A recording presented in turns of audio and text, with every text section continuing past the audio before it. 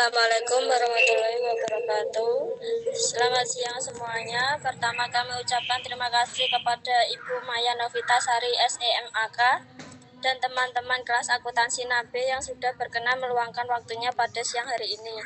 Kami dari kelompok 3 yang beranggotakan saya sendiri Laras Kartika Sari dengan NIM 2003101038, yang kedua Hanafi Eviana Evita Putri dengan NIM 2003101053, yang ketiga Salsabila Putri dengan NIM 2003101057, yang keempat Silviana Dwi Kirani dengan NIM 2003101061. Di sini kami akan mempresentasikan hasil tugas kelompok kami dengan judul Budaya dan Klasifikasi Akuntansi. Baik, langsung saja ke materinya. Akuntansi dan nilai budaya. Budaya yang meliputi nilai-nilai dan sikap yang dipegang oleh sebuah masyarakat dianggap sebagai sebuah elemen penting untuk memahami bagaimana sebuah sistem sosial berubah, karena budaya memengaruhi perilaku dan perilaku akan mendasari sistem hukum dan susunan institusional yang lain.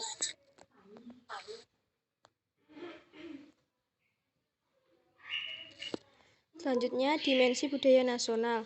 Tujuan penelitian rintisan Hofstede pada tahun 1970 yaitu untuk mendeteksi elemen-elemen yang paling kuat mempengaruhi perilaku dalam situasi kerja, organisasi, ataupun institusi.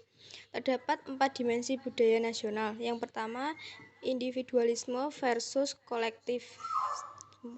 Yang kedua, jarak kekuasaan besar versus kecil. Dan ketiga, penghindaran ketidakpastian lemah versus kuat. Dan yang terakhir, maskulinitas versus feminitas.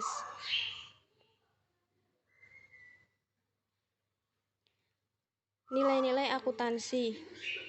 Gray 1988 dalam Red Book DKK 2006 dan Choi dan Mac 2008 mengusulkan terhadap 4 nilai akuntansi yang diverifikasi. Dari sebuah review terdapat praktik dan literatur akuntansi. Yang pertama, profesional versus kontrastatutory. Yang kedua, uniformitas versus fleksibilitas. Yang ketiga,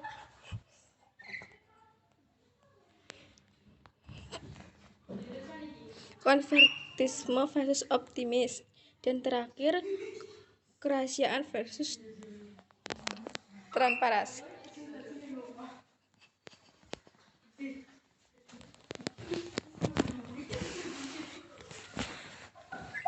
Selanjutnya, klasifikasi akuntansi. Nilai-nilai akuntansi yang paling relevan dengan profesionalisme atau otoritas statutory untuk sistem dan pelaksanaan akuntansi adalah profesionalisme dan keseragaman. Nilai-nilai akuntansi yang paling relevan dengan praktek-praktek pengukuran dan sampai tingkat tertentu dengan informasi yang didisclose adalah dimensi konservatisme dan dimensi kerahasiaan atau sekresi. Klasifikasi kelompok-kelompok negara menurut bidang budaya yang dapat digunakan sebagai dasar untuk pengukuran selanjutnya terhadap hubungan antar budaya dan sistem akuntansi. Pendekatan dalam klasifikasi akuntansi ada 2. Yang pertama, pendekatan induktif. Pendekatan ini dimulai dengan menganalisis praktek-praktek akuntansi individual. Yang paling penting, analisis Schneer and Frank tahun 1980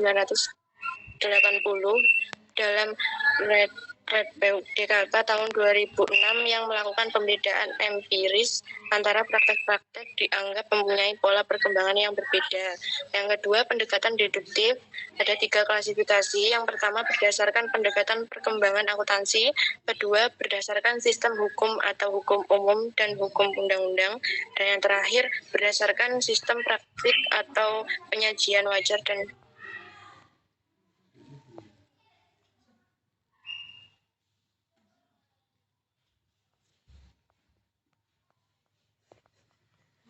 memudarnya diversitas akuntansi.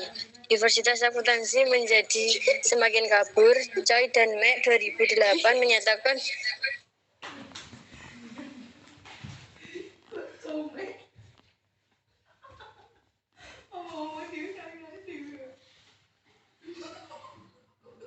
menyatakan bahwa hal tersebut disebabkan oleh alasan-alasan berikut ini. Yang pertama, semakin pentingnya arti pasar modal di seluruh dunia.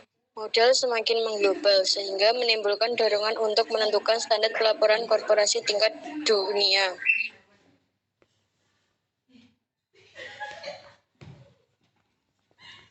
Yang kedua, semakin banyak dilaksanakan penyusunan dua laporan keuangan, satu set laporan keuangan yang sesuai regulasi laporan keuangan domestik setempat, dan satu set yang lain disusun berdasarkan prinsip-prinsip akuntansi serta memuat disclosure yang sesuai dengan kebutuhan investor.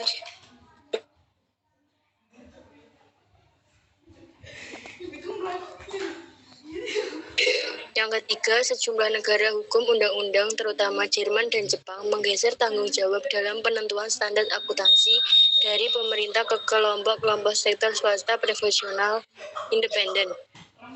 Perubahan ini menyebabkan proses penentuan standar lebih mirip yang terjadi di negara-negara hukum umum.